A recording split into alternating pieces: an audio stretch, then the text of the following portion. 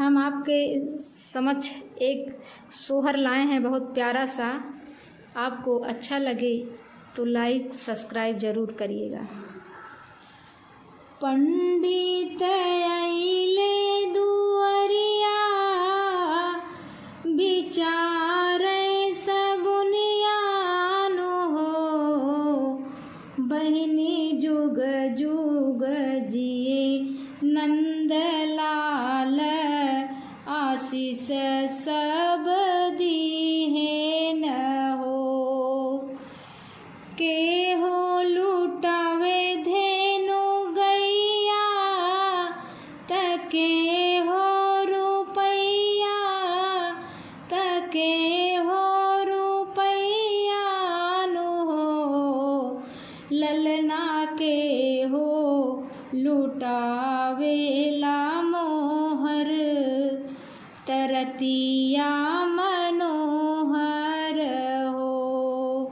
ललना के हो लुटावेला मोहर, तरतिया मनोहर हो। नंद लुटावे धेनु गैया तमैया रुपैया नु हो, ललना गोतिन लुटावेली मोहर, तरतिया मनोहर हो।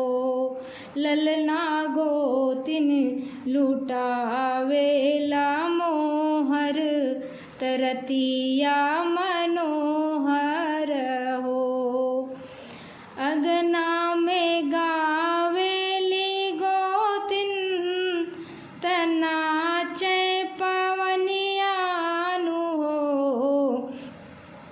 ललना निशा सिंह गावेली सोहर, तरतिया मनोहर हो।